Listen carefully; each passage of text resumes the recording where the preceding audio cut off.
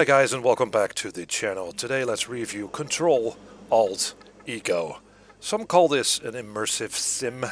I'd say it's a first-person exploration game that draws inspiration from games like Prey, System Shock, and Deus Ex. So big shoes to fill for an indie game like this. And it takes place on a space station, and it sure looks kind of basic, but it's not always about the looks, it's about the gameplay.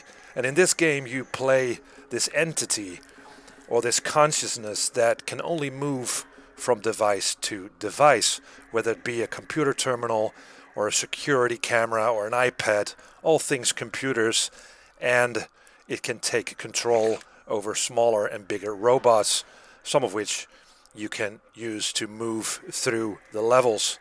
Meanwhile, you are guided by one Dr. Everyman who is very well voiced.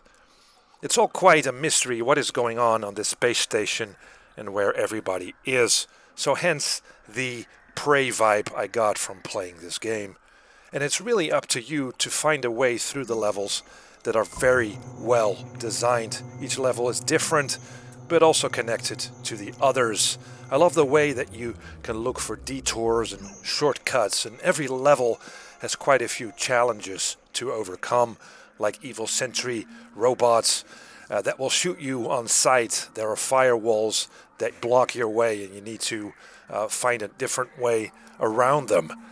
Various objectives are given as you progress through a level.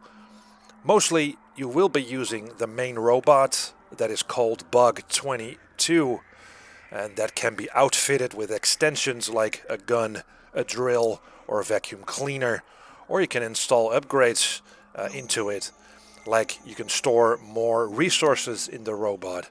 Speaking of which, you will need these resources, like energy, for instance. Batteries are lying around the level.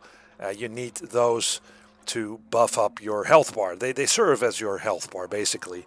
There's Ego, that lets you hack more secured devices in the level. You need Juice, that is basically your ammo that you'll be using when you're sort of executing your extensions. So whether you want to sneak past evil sentries or blast them or hack them so that you can turn them against each other, it's really up to you, and there are more ways to progress than you think. So this game is super flexible, and it lets you explore a lot on your own devices. The whole floating thing, though, from device to device and to security door to some evil eye camera and that sort of thing, can sometimes be a little overwhelming and confusing, since many of the computer terminals and save points and robots have pretty generic names. So when you do get disintegrated, you need to float back to where you came from, to a printer where you can print a new robot, and sometimes it's kind of difficult to distinguish where is the best entry point to continue the level. Speaking of the robots, controlling them can be a little iffy, but I guess that's intentional. I mean, you're controlling the robots.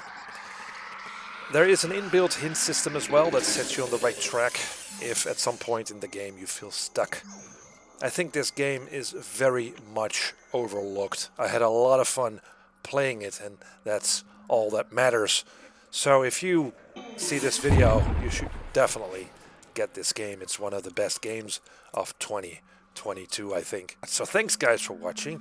Let me know what you think, and see you in the next video.